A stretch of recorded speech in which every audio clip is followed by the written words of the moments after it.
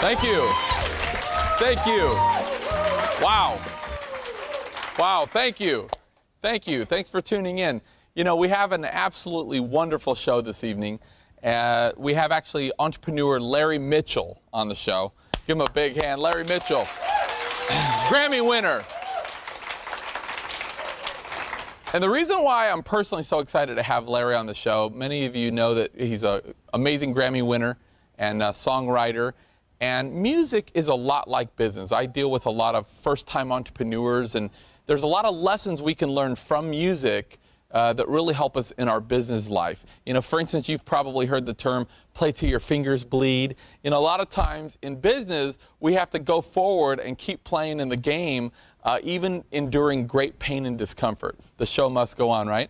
A lot of times we experience bumps and bruises over the road. And, you know, in music, you have to learn how to ace a gig, right? You have to know how to audition for a gig. And that's a lot like an interview. You have to know how to go out there on that one-shot thing and land that job or that position. So I'm really excited to show. Again, Grammy winner Larry Mitchell, and also our beautiful co-host, Mary Kay, is back with us. Give her a hand. Don't go anywhere. We'll be right back. Amazing. Thank you. Thank you. Welcome to the show. Welcome. I'm here with the lovely Mary Kay, and she's back co-hosting with us. How's the family, Mary? They are doing very well. You and Tommy do anything over the weekend interesting? You know, we have little kids. Right, I get that. We don't do a ton of stuff that, you know, involves just the two of us. But yeah. How about you and Penny? What'd you do? Well, we hung out a little bit at the house. We had family over, and I took Julian fishing in the backyard. We have a canal kind of running to the back. And we were catching these catfish, and he caught legitimately a bigger fish than I did, but I've been stung over the years by catfish, and it's like a bee sting. It's not a... So you're afraid of them? Well, I'm not afraid of them. I'm not afraid of any fish. But I got stung. I didn't really even know that they had saltwater catfish, and he pulled this little bitty one up, and that thing got me so bad, I couldn't even pull it out. It was just... And they say that the venom from a saltwater catfish is so excruciating, and it wasn't normal, and I actually had to go Google online, like, what is happening? My whole arm was on fire and had to soak it under hot water, and I still have a problem. Take the fish off? I was pulling, and it wouldn't disconnect. I don't know what the story was. Did you Google while the fish was still there? Yeah, it's a whole bloody story. Oh, but anyways, I survived, and other than a sore hand, I'm doing great. But other than that, we stuck around the house. And I'm excited to have you co-host tonight because I know that you do a lot in the entertainment field. You give singing lessons and performance lessons, more all so kinds, acting, singing, but acting and modeling and performance. Yeah. Yes.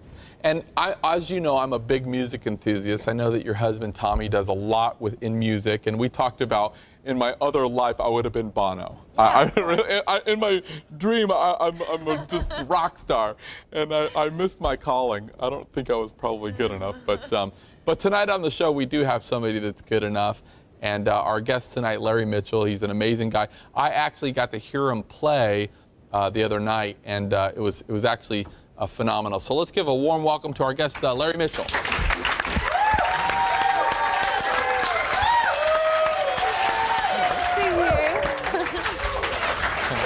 Welcome, my friend. Already I'm irritated with you because you got a lot more hooting and hollering than I did.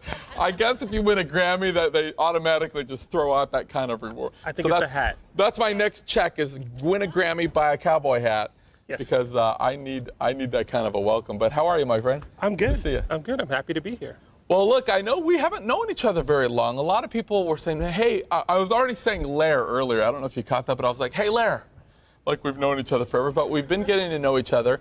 And I had the privilege, a mutual friend had a get-together a few days ago and heard you guys play. And I was actually blown away. That was a nice party. It was quaint, nice. And it was nice. It was a great house. And so it was really good. Come and sang with us. Yeah. Next time. Well, we didn't tell her about it. Oh.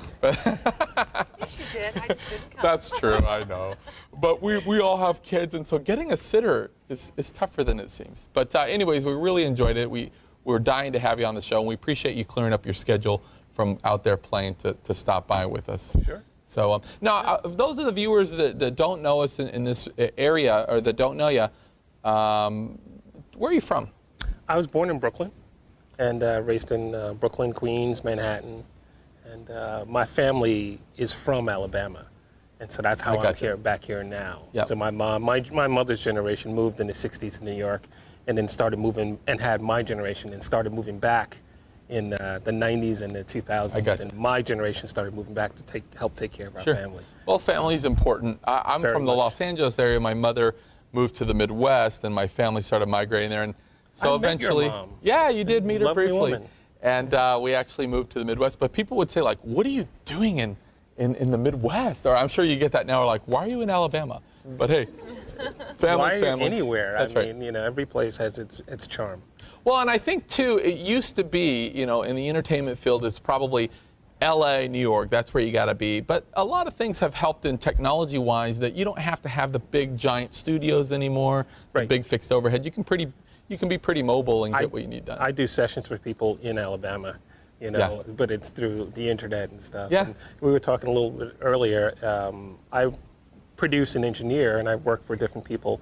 And in 2000, I was working for these guys who had some pretty big hits, and they have a team of people, and they rented a studio in Manhattan for a year that had a huge SSL board and grand piano. Yeah. It was a studio. You walked in and looked at a studio, and that was But these guys are making money. Yeah, well, they were actually, but we did all the production stuff in the brownstone in Brooklyn. Yeah, right. And it was in 2000. You couldn't tell a record company that you were making a record for $500,000 in a home studio. Yeah. They just didn't want to hear that. So whenever they perceived to the quality's not going to be up to... Exactly. So whenever they wanted to hear something or stop by the studio, it was a mad rush. We'd call in someone. Had a woman that was on call as like an assistant that was basically there to turn the coffee pot on and order food. And we played back sessions that we worked on in the brownstone. In 2001, kind of after 9/11-ish area, and the technology changed, those same record companies were like, why do you need $500,000 to make this record? Can't you make it for 50 grand? Yeah, in a home studio. Yeah, it was just everything shifted. Well, in the business world, that happens all the time too. A friend of mine has these virtual offices are really hot now, where you can get this amazing office in a 10-story high-rise with the for $250 a month, and they give you like 10 hours a month to use the boardroom. And guys are making multi-million dollars out of their home office, but when you're trying to court a VC or you're trying to, create other kind of deals that are big, you can't take them to your house. So we got to take them to these offices. Yeah, I think the lifestyle works for some people. It's great to work at home. Yeah. Other people need that challenge of getting out and doing it. Yeah. And I think if any business you do, if you're working from home, you still have to get up every day as if you're doing a job outside of the home and get kind of. Well, and why pay all the fixed overhead? If you really only need it for meetings and you can get out there with technology today as well, you can do so much from a Mac computer. It's phenomenal. You have a home studio too, right? We do. Yes, very much so. Yeah. We do a lot of production in there, and just in a little room, Well, I know your husband's kind of transferred the garage into like a huge first-class studio, but yeah, the technology's allowed us to do so much. But we're going to take a short break. When we come back, I want to talk to you a little bit about what you're doing now musically, and talk a little bit about the business of music as well. More when we come back. Don't go anywhere.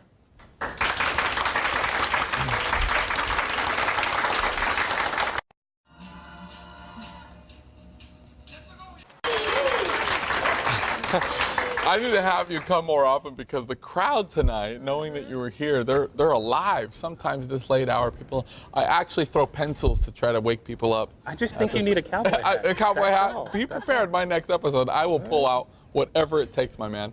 Now, we talked that you're from Brooklyn, and I read online that you originally started off playing the drums, and then about 9 years old or so, you transitioned into guitar. What gives for the transition? Interesting way to look at that. I wanted to play drums, and I always wanted to play everything. I used to strum the broom when I was a kid to Elvis songs. Air guitar.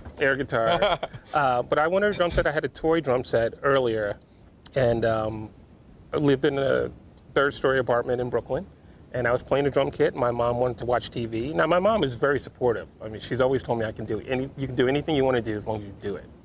Yeah. But that particular night, she was trying to watch TV, and she said, if you hit those drums one more time, they're going out the window. And I'm Enough is enough. I support you. Yeah, I'm sitting around and kind of going, all right. Yeah, right. Hit the drum, and she opened the window and threw him in the backyard. Come on, she did it? She threw him out the third window. Gosh. I know somebody in the audience that would react that way, but anyways. Well, so you transitioned into guitar, and Yes. When did you, obviously you've always had this love of music. I know you started playing drums very young, but when did you kind of realize, like, okay, this is more than just a passion. This is what I want to do for the rest of my life? Well, probably around 11, 12, there were three things I wanted to do. One was be a professional baseball player, the other one was a professional basketball player, and the other one was play music. Well, I had chronic asthma. So growing up, so the sports thing didn't work at all. Yeah. I actually just started playing basketball again recently. I was going to say, you have the height for the basketball. Could have pulled it off. I don't know about that. Yeah. Somewhat. But yeah, I don't think I could see anything else right about 11, 12 years old. Yeah. And I haven't done much of anything else either. I didn't tell you this when we were talking earlier, but recently I had an offer, just for fun, playing around with some friends. They said, hey man, we have this little band and we need a singer. And you want to be our singer. And a part of me is like, a dream come true, something I wanted, but I have a lot of fear for some reason. I don't have any fear in business, but I'm like, I can't get up in front of people and sing. Karaoke for me is a hard thing. Well, but maybe I'll get some lessons from you guys, then come see you, get the nod of approval, and that'll be that. Now, I know that growing up, first of all, the other night we were trying to classify your sound. And somebody came to me and they said, is it blues or is it a little bit of rock and roll? But I kind of hear some New Orleans stuff in there.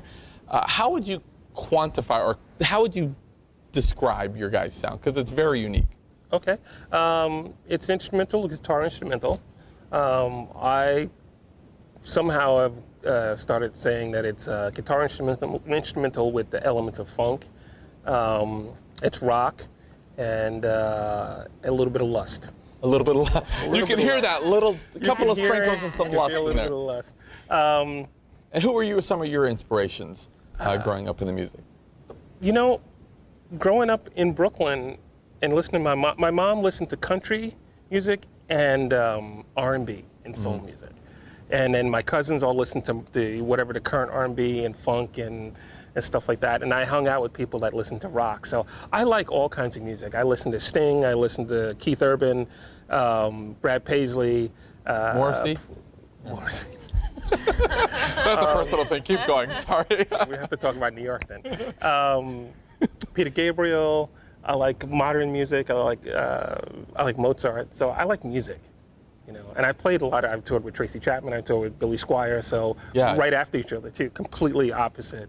Artists. I tell you, Billy Squier has some of the best electric guitar, and just the music is amazing. But I actually am afraid to admit that I like him because the 70s jean jacket, T-top Camaro part of me is like, I really embrace Billy Squier, but you can't do it. I can't pull up with like Billy Squier rocking, and I would be dated. But I like Billy Squier. That's why iPods are great. You just put them on. You can be listening to anything if you want. I'm listening to something cool. Yeah. Well, I'll tell you, I know you have collaborated with a lot of people, and we mentioned at the offset of the show that you actually did win a Grammy for producing. Yes. And you've actually been involved with a really wide variety of music, lots of different genres. Talk a little bit about some of the different types of music you've been involved with. Well, I started producing my records and then singer-songwriter artist. And then somehow I moved to New Mexico, Santa Fe, New Mexico in 2002. I got there in 2001, but 2002 is when I officially moved there. And got involved in there's a huge Native American population there. And there were seeds of it when I lived in San Diego and seeds of it when I moved to New York and Brooklyn in 2000. But I grew up where Native Americans were past tense in the school books and stuff like that. So when I get to Santa Fe, I'm like, wow, there's this Native American stuff, and in music, and so somehow I've become known as a Native American producer, and I produce a lot, and I play a lot of the instruments that I on the records I produce, like your husband does. Yeah, well, you certainly can play. I'll tell you that, and I I know that right now you're playing with a few different guys, Austin Solomon. Yes. Is that right? And Ross Gardner. I didn't get a chance to talk with Ross much, but those guys are. Russ. You picked up some, or Russ. Those guys can really play. Yeah, no, it's great. I was They're listening to great him the guys. other day, and you found a couple of diamonds in a rough. They found me. Oh, did they? When I moved back to spend time with my mother in November, I did a guitar clinic at a local music store in Auburn. And Russ introduced himself to me, and we jammed. And actually, we jammed with Austin as well. And it turned out to be great. Tell us real quick, what's next? Continuing to feel You've a pretty much love door. accomplished everything. You've toured.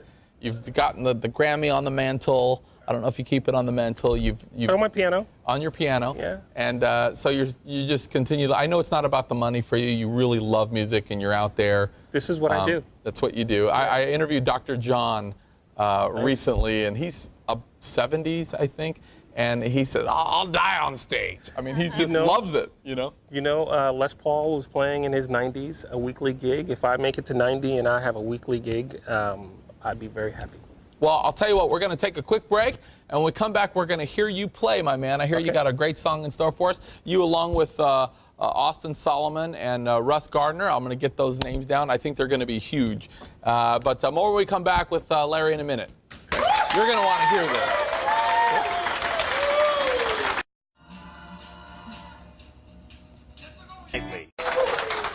Ladies and gentlemen, welcome to the stage Grammy winner Larry Mitchell, Russ Gardner, and Austin Solomon.